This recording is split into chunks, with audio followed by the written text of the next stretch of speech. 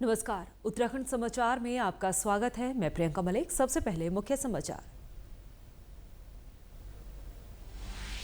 मुख्यमंत्री पुष्कर सिंह धामी ने एनडीआरएफ के तृतीय पर्वतारोहण अभियान शौर्य का किया फ्लैग ऑफ। अभियान में 44 सदस्य दल 6,832 मीटर ऊंची केदार डोम चोटी को करेगा फतेह।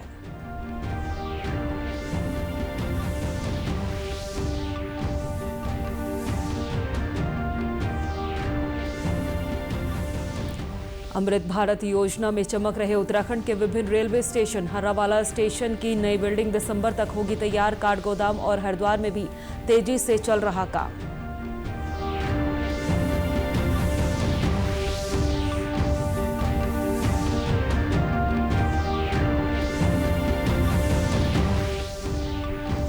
और हरिद्वार के जंगलों से पानी की तलाश में अब आबादी की ओर नहीं आएंगे वन्यजीव। जानवरों की प्यास बुझाने को वन विभाग ने विभिन्न रेंज में बनवाए जलाशय।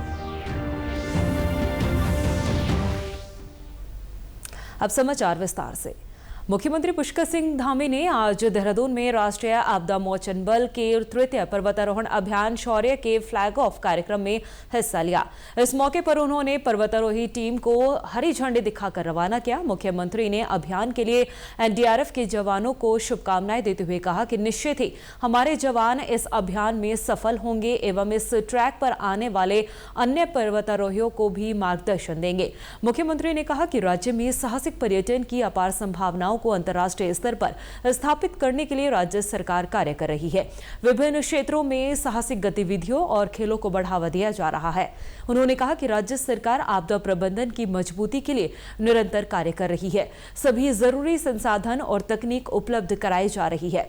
सरकार ने Uttarakhand disaster preparedness and resilient project को मंजूरी दी है। इसके अंतर्गत लगभग 1480 करोड़ रुपए आपदा प्रबंधन तंत्र को मजबूत करने के लिए स्वीकृत किए गए हैं।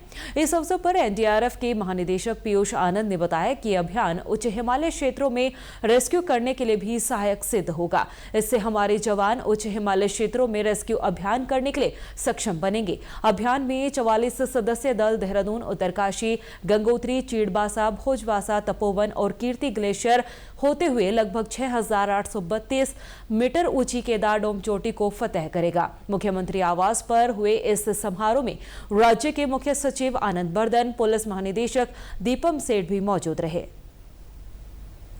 अमृत भारत स्टेशन योजना के तहत उत्तराखंड के तमाम रेलवे स्टेशनों को अत्याधुनिक बनाया जा रहा है। इसी के तहत राजधानी देहरादून के हर्रावाला रेलवे स्टेशन में यात्रियों की सुविधाओं को लेकर कार्य गतिमान है। हर्रावाला रेलवे स्टेशन के स्टेशन अधीक्षक गोपाल सिंह बिष्ट ने बताया कि अमृत भारत स्टेशन योजना के तहत रेलवे स्टेशन में नई बिल्डिंग निर्माण के साथ ही रेलवे कोच की क्षमता को बढ़ाने पर कार्य किया जा रहा है। इस योजना के तहत बनने वाली नई बिल्डिंग के कार्य को दिसंबर 2025 तक पूरा करने का लक्ष्य रखा गया है। तो बिल्डिंग का ही काम चल रहा है। ये लगभग दिसंबर तक कंप्लीट होने के चांसेस का कि बिल्डिंग दिसंबर तक तैयार हो जाएगी। उसके बाद यहाँ पे प्लेटफॉर्म का भी काम चल रहा है। प्लेटफॉर्म में सेट बनाए जाएंगे, शेल्टर बनाए जा रहे हैं और उसकी लेंथ बढ़ाई जा रही है कि ताकि 24 कोच की गाड़ी यहाँ तक आ सके। और क्योंकि देहरादून में इतना पॉसिबल नहीं है वहाँ ज़्यादा कोच ले जाने, वहाँ पे केवल 18 कोच की गाड़ी जो है वही जा पाती है, बाकी तो नहीं जा पाती। तो इसलिए 24 कोच को यहाँ तक गाड़ी आएगी तो लोगों को सुविधा का वो मिलेगा, यहाँ पे लाभ मिलेगा। और बाकी ये बिल्डिंग जो बनाई जा रही है इसमें सभी प्रकार की सुविधाएँ पब्लिक को दी जाएगी, पैसेंजर को सभी सुविधाएँ मिलेगी यहाँ पर। तो देहरादून के नज़दीक है इसलिए ज़्यादा दूर भी नहीं पड़ेगा उनको। और बाकी पब्लिक सुविधाएं मिलेगी तो यात्री भी यहाँ से बढ़ेंगे। अभी तो यात्री कम है, गाड़ियाँ भी बढ़ेगी, गाड़ी स्टॉपेज बढ़ेंगे तो क्योंकि पब्लिक इतनी हो चुकी है आजकल, देहरादून यही पब्लिक बढ़ गई है। आपको बता दें कि प्रधानमंत्री नरेंद्र मोदी ने अगस्त 2023 में अमृत भारत स्टेशन योजना के तहत रेलवे स्टेशनों के पुनर्निर्माण कार्य का शिलान्यास किया था। इस योजना के तहत जल्द ही निर्माण कार्य को पूरा करने का लक्ष्य रखा गया है। इस वक्त हम हर्रावाला रेलवे स्टेशन पे मौजूद हैं, जो कि केंद्र सरकार की जो महत्वाकांक्षी परियोजना है अमृत भारत स्टेशन योजना। इसके तहत यहाँ पर तमाम जो अत्याधुनिक सुविधाएं यात्रियों के लिए दी जा रही है, इसका निर्माण कार्य जो है वो इस समय गतिमान है। ये हर्रावाला रेलवे स्टेशन की नई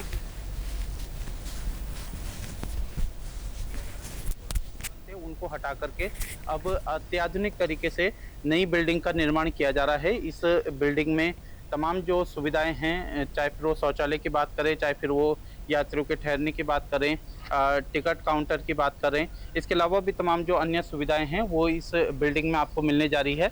ऐसी जो जानकारी हमारे पास आई है उसके मुताबिक दिसंबर 2025 तक इस बिल्डिंग के कार्य को पूर्ण कर लिया जाएगा।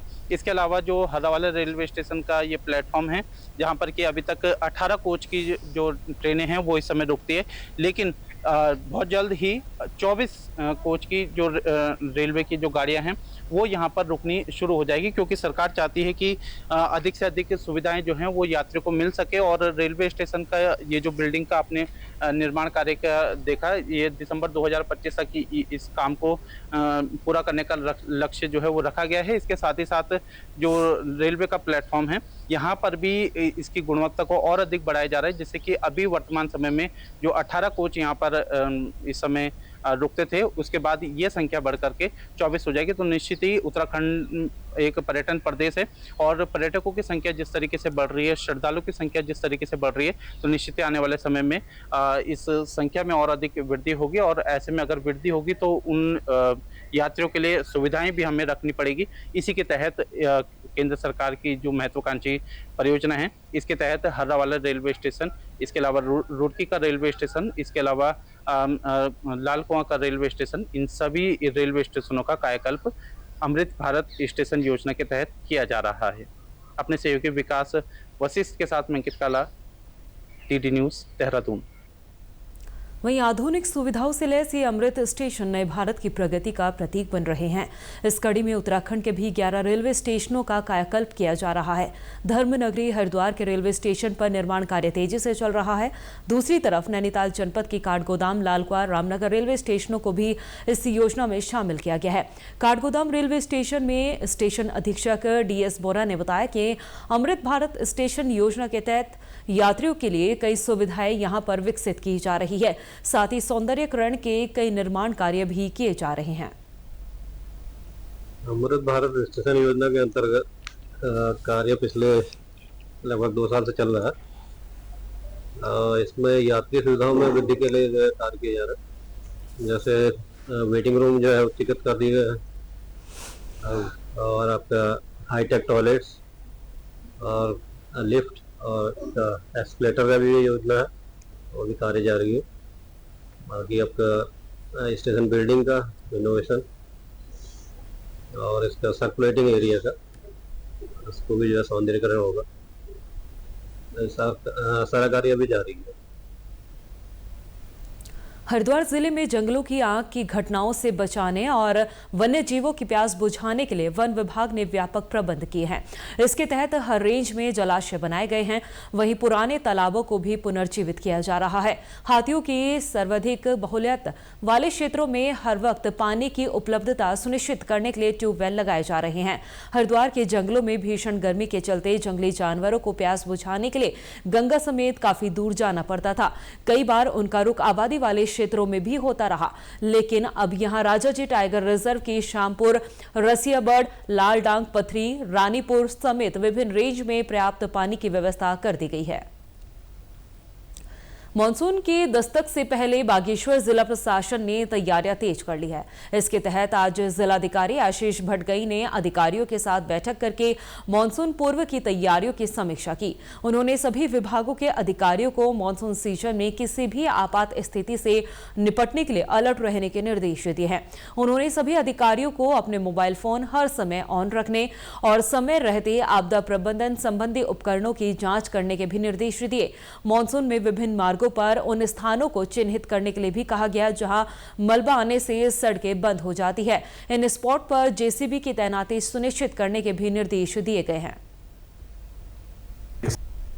आयोजित की गई थी, जिसमें सभी विभागों के द्वारा प्रतिभाग किया गया है। तो विभागों के द्वारा जो तैयारियां की जानी है उन्हीं के संबंध में विभागों को निर्देशित किया गया है कि समय से पूर्व ही सारी तैयारियां अपनी पूरी कर लें, ताकि किसी भी स्थिति का सामना करने के लिए वो सक्षम हो सकें। तो हमारे PWD डिपार्टमेंट है और भी जो हमारे रोड को देखने वाले डिपार्टमेंट है, जैसे PMGSY एक्सेट्रा, तो उनको भी उनके द्वारा जो JCB तैनात की जाती हैं, ऐसी जगहों को आइडेंटिफाई करने के लिए उनको बोला गया है कि जहाँ पर स्लाइडिंग जोन है और जहाँ पर ज़्यादा आवश्यकता रहती है तो उनके द्वारा उसमें कार्रवाई अभी की जा रही है और जेसीबी जो है तैनात रहेंगी। साथ ही साथ ऐसे स्लाइडिंग जोन जहाँ पर रिस्क रहता है तो वहाँ पर सूचना पट लगाने के लिए भी निर्देशित कर दिया गया है। जो हमारे नगर निकाय हैं उनको भी निर्देशित किया गया है कि जो नालियाँ हैं उनकी सफाई भी समय रहते हुए ही पूर्ण कर लें, ताकि नालियों की वजह से भी ब्लॉकेज की स्थिति कभी कभी बन जाती है तो वो ना बने।